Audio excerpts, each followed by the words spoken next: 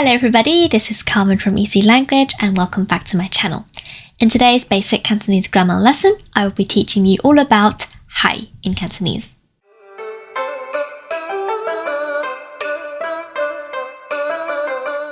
Now, the usage of hai in Cantonese is a fascinating aspect of the language. It is often perceived by learners as the equivalent of to be in English, or as a simple affirmation, yes, in response to yes-no questions. Hai does indeed serve these functions, but are not direct equivalents, with notable nuances and limitations that distinguish it from its English counterparts.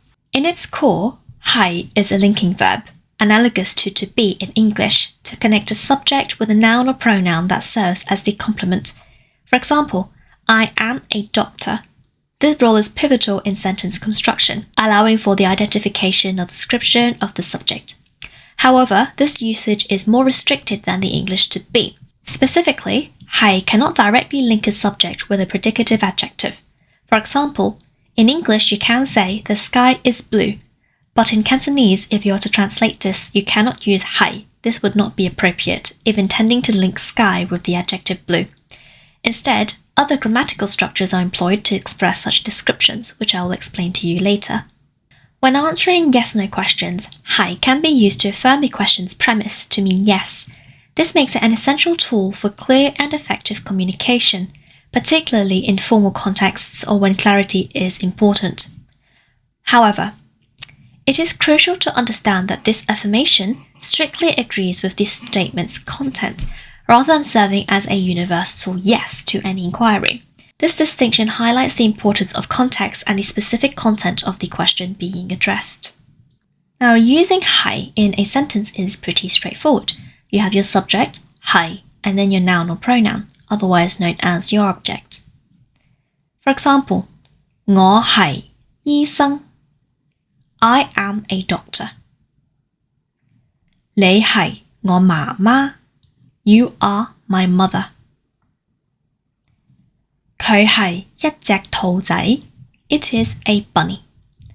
Notice how doctor, my mother, and bunny are all nouns. Now, forming yes-no questions in Cantonese adopts the A not A structure, which is hai hai, A not A. I've made a video on this before. I'm going to leave a link in the upper right corner. You can follow that and check it out if you haven't already. So the structure of this question is subject, hai hai, noun or pronoun. Here are some examples. 我係唔係醫生?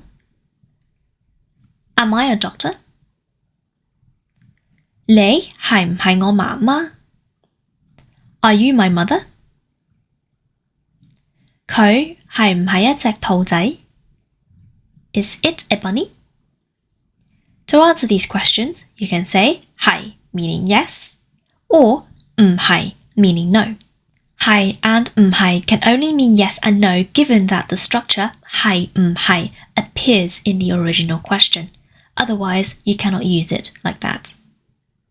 Hai can also be used for emphasis and assertion. For example, 你係唔係醫生啊? Are you a doctor? 係，我係醫生. This is fairly straightforward. It is restating the question for added emphasis. It follows the same subject plus hai plus noun pronoun structure that serves to add emphasis. This basically means, yes, I am indeed a doctor.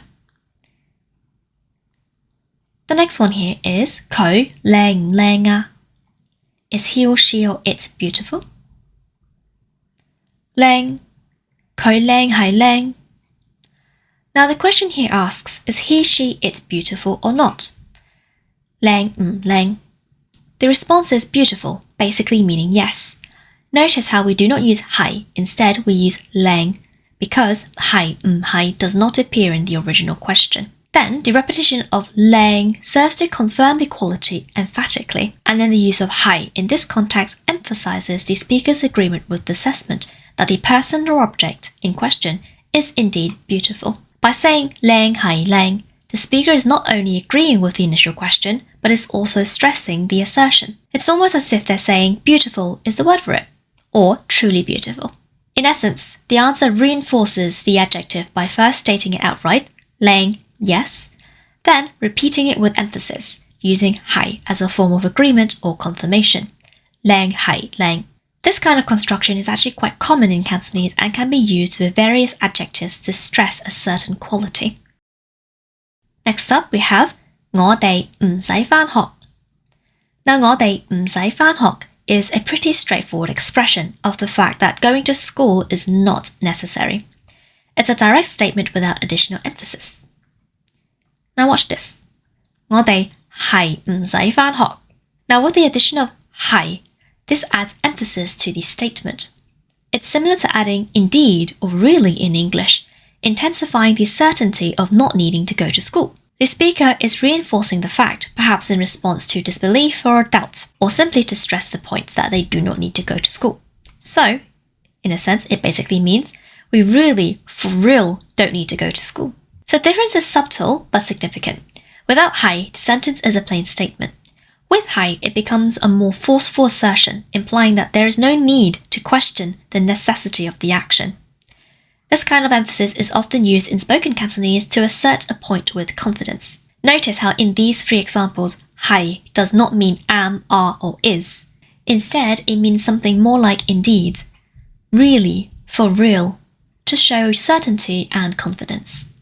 Now, because hai is often mistaken to mean to be, am, are, or is, in English, learners often make the mistake to use hai wherever am, are, or is appears in English. For example, I am beautiful. 我係靚.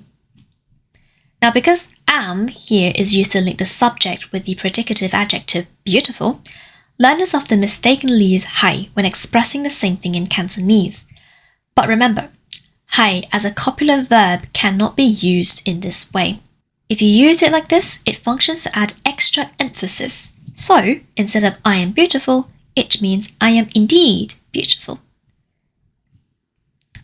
A similar case for the continuous tenses, like I am reading, the presence of words like am in English makes it tempting to add a hai when translating into Cantonese. But again, this serves to add assertion. So, 我係睇緊書 does not mean I am reading, it means I am indeed reading. That is the fact. Finally, we have a pronunciation mistake, hai and hai. Now, if you look at the character of hai and hai, it looks very, very similar. The pronunciation is also very similar. The only difference is the tone. Hai is a low, flat tone, low level tone. Hai. This one, hai, is a rising tone. It's the mid-rising tone. Hai. This is a location particle to indicate someone's location, kind of like at, in, and on. So, many people will say things like 我係英國. This means I am the UK. To express that I am in the UK, we would say 我喺英國. I am in the UK. So not 我喺英國. You want to say 我喺英國. I am in the UK. Now, the final thing we're going to talk about is how to express am, are, or is without hai. In sentences with predicative adjectives, we do not use the copular verb hai. Instead of hai, we just use adverbs of intensity, which are words like very, 好. For example, 佢好靚. He or she or it is very pretty. Quite, 幾. 佢幾靚. He, she, or it is quite pretty. Really, 真係. 佢真係靚. He, she, or it is really indeed very pretty. Slightly, 少少 or 有啲. 佢有啲靚. He, she, or it is a little bit beautiful.